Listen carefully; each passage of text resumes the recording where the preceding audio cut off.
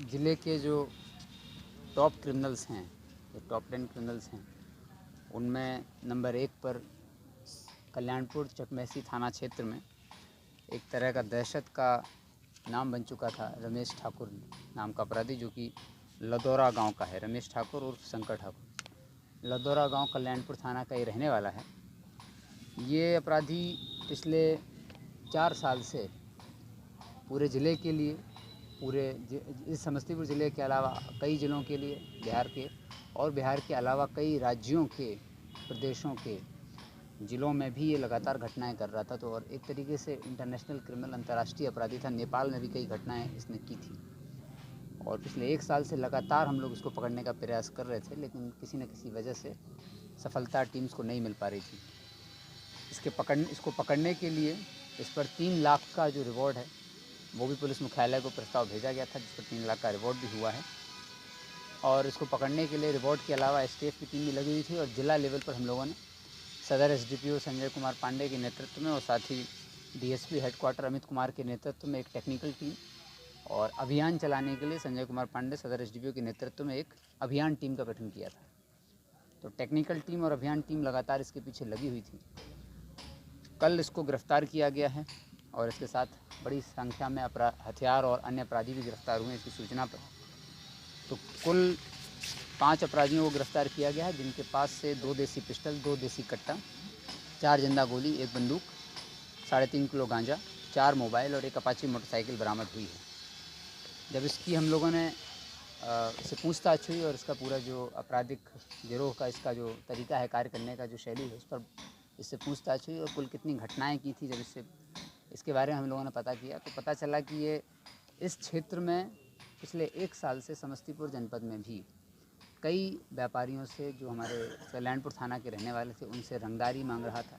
ऐसी 2 सूचनाएं हम लोगों को माह अक्टूबर और नवंबर में प्राप्त हुई थी। एक मिल्क डेयरी वाले हैं, उनके साथ इसने रंगदारी मांगी थी, और एक ज्वेलरी शॉप चलाता है लड़का, उससे भी रंगदारी मांगी थी।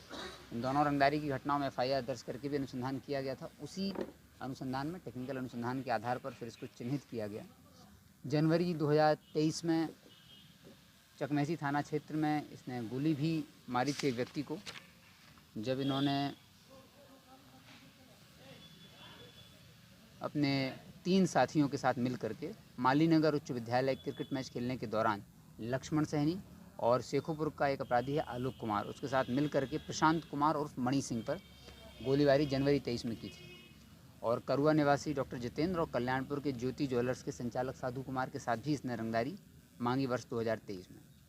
इसका पूरा आपराधिक इतिहास जब देखा गया तो पता चला कि वर्ष 2011-22 में, 2011-12 में ही ये नेपाल में 3 बड़ी लूट की घटना में 6 साल काठमांडू की एक जेल में रहा है।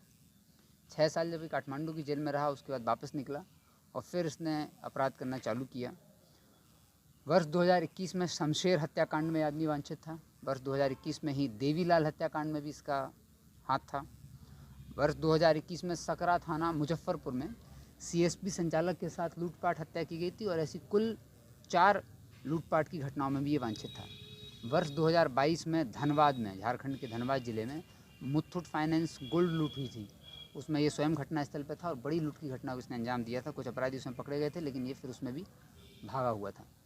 इसलिए मैंने आपको बताया कि ये अंतर राज्य और अंतर्राष्ट्रीय अपराधी है। जमशेदपुर में भी इसने बैंक लूट की घटना की थी, और हरियाणा के भिवानी में एक्सिस बैंक में लूट की घटना इसने की थी। साथ ही इसके जो साथी थे, गिरोह थे, वो यहाँ पर कल्याणपुर और चकमेसी थाना, ये लोग नेपाल के सीमावर्ती क्षेत्र जो बिहार का है वहाँ रहते थे, और वहाँ से कल्याणपुर और चकमेसी थाना क्षेत्र में कभी कभी दहशत फैलाने के उद्देश्य से आते थे, और अक्सर लदौरा चौक, कल्याणपुर चौक पर फायरिंग की छिटपुट घटनाएं होती थी, जिसमें अक्सर पता नहीं चलता था, और बाद में ये फिर व्यापारियों से रंगदारी मांगने का काम भी करता था। इसको पकड़ने के लिए हम लोगों ने 3 लाख का रिवॉर्ड भी घोषित किया था और कई टीम्स को इसमें लगा रखा था। इसकी निशानदेही पर हम लोगों को कुल 4 इसके सहयोगी भी पकड़े हैं, जिनके पास से 2 देसी कट्टा और 1 देसी पिस्टल और 1 बंदूक भी मिली है। इसकी जो पकड़ने के लिए हम लोगों ने टीम लगाई थी, उस टीम में मैंने आपको बताया कि सदर एसडीपीओ साहब के नेतृत्व में अभियान टीम थी, और टेक्निकल टीम हेडक्वार्टर डीएसपी के नेतृत्व में काम कर रही थी। उसमें इंस्पेक्टर मुकेश कुमार, इंस्पेक्टर विक्रम आचार्य, और डीआईयू से sub inspector Mukesh Kumar, sub inspector Rahul Kumar, DIU से अशोक कुमार, फैजुल अंसारी और सनी कुमार मौसम। और अभियान टीम में एसडीपीओ सदर के नेतृत्व में SHO Kalyanpur, SHO Chakmaisi, SHO Pusa, SHO मुसरी घरारी और डीआईयू से सिपाही अरविंद कुमार, अखिलेश कुमार और कमल नयन, छोटे लाल सिंह और राजकिशोर कुमार।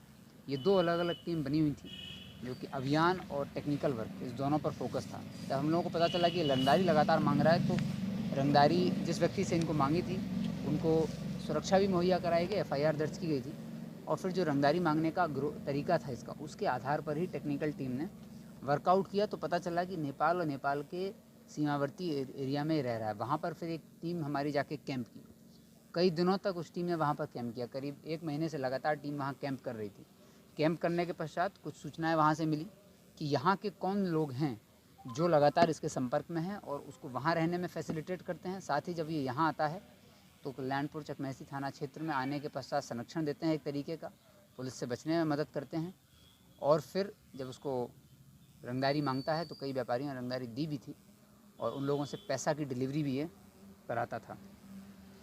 जब ये वहाँ टीम रही तो टीम को इसके वहाँ के मूवमेंट के बारे में जानकारी हुई और पता चला कि यहाँ किन लोगों से संपर्क में है। जो जब इन लोगों से संपर्क में था उनको हम लोगों ने ट्रैप करना चालू किया, उनका भी सर्वेलेंस हुआ।